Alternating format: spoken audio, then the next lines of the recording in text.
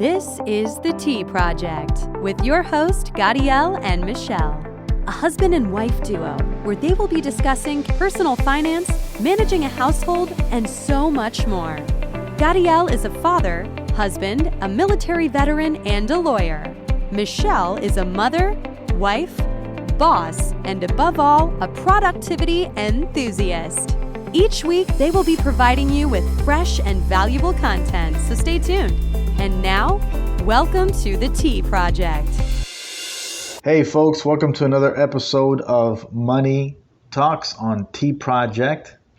Hi everybody, welcome back. Welcome back folks. We had some laughing gas because we're in the giggly mood. Today we're going to have an interesting episode. It's specifically on the student loans regarding the coronavirus crisis.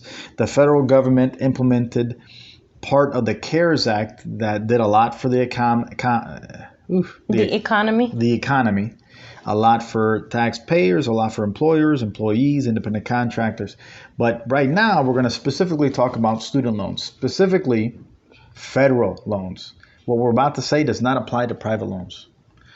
But I think maybe something might come down the road, because for those who have student loans through private student loans, whatever, there must be some kind of relief. Now, real quick, you should have already spoken to your lender or your service provider and spoken to them about what relief they can provide you, whether it's forbearance or make lesser payments, whatever the case is. At least talk to them, let them know your situation. You're working, you're not working, you're receiving unemployment, you're not receiving unemployment. Whatever the case is for you, you need to communicate that to them. So, you ready, Michelle? All ears. You're all ears? Okay. So Michelle basically wants me to run down this one here. So listen. Well, this is the first one here. We're going to give you a few things here that you need to know about the student loans. Well, this one, because it resides with me, is if you are a public service employee, that means it would be not for profit, working for the state or for the county, teachers, any of that kind of stuff. The qualifications are on the website. The Federal Student Aid website or whatever. Right. And so if you have been working for a not-for-profit or whatever that a qualifying employer for 10 years, and you've made 120 payments under whatever your payment plan is, if it's a repayment plan or if it's the standard payment plan, whatever it is, but you would need to make 120. They don't have to be consecutively or right. Am I using the word right? They don't have to be consecutively, as long as they just are a total of 120 payments. What they're saying is that during this time, these 6 months that you would go on forbearance. Yeah, administrative forbearance is the term that they're using. Those non-payments would still count towards your 120 payments, right. Which is good. Which is great. Yeah. It's sort of like, hey, don't pay it these 6 months. And we'll still count it as if you did. Exactly. The key is this, though, folks. While you're in this administrative forbearance, which is from March 13th, 2020 through September 30th, 2020, you still must be working full time. So and I if believe you're laid it's off, 30 or 32 hours a week. Right. Well, full time, right? That's considered full time, right? Yeah. But if you're laid off, if you're fired, you're terminated, folks, that you just don't qualify now for this prong of the PSL forgiveness.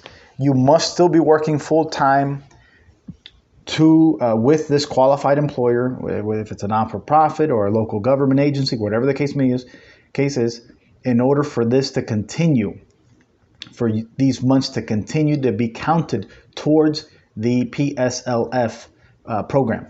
Now, but if they were, for whatever reason, furloughed, and they come back, I think furloughed is a little different, because I think you're still an employee. Earn benefit. You're an employee, and I think you're still incurring benefits. You're still getting some benefit there.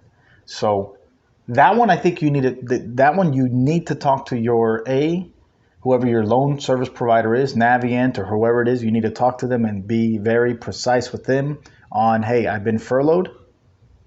I'm still an employee. Does it still count? So, right, but I think it needs to be full-time employee. So that no, that's no question about it. Yeah. You must be a full-time. You must be a full-time employee. Right. That's 100%. There's no wiggle room in there. No flexibility there. Okay. The second question here is, what about any payments you make? Payments, folks, do it. If you're blessed enough to have income, you're still working, and you're not really affected. You're blessed. But if you're not affected by how the economy is reacting to the layoffs and everything, and you want to continue making payments, great. You can do so, and just be aware of the payment that you make will be applied to the principal, because remember, it's this is zero interest accruing in these months from March 13th to September 30th. However, if you made a payment prior to March 13th, for example, you made a payment March 12th. Well, since the CARES Act didn't get implemented until March 27th, but the date that they're putting is the first date is March 13th.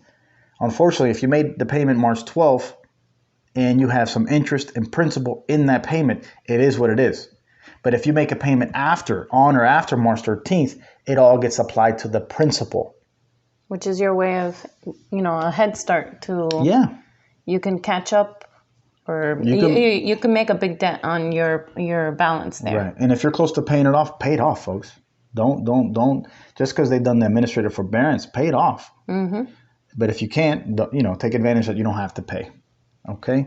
So this is essentially what the CARES Act has done for federal loans. 0% interest accruing from March 13th through September 30th. 0%. And they have automatically forbeared your payment, meaning it's automatically the whoever your service provider is, they are instructed to not charge you. Even if you're on an auto payment plan, they have canceled that. I've even called mine. I have Navient.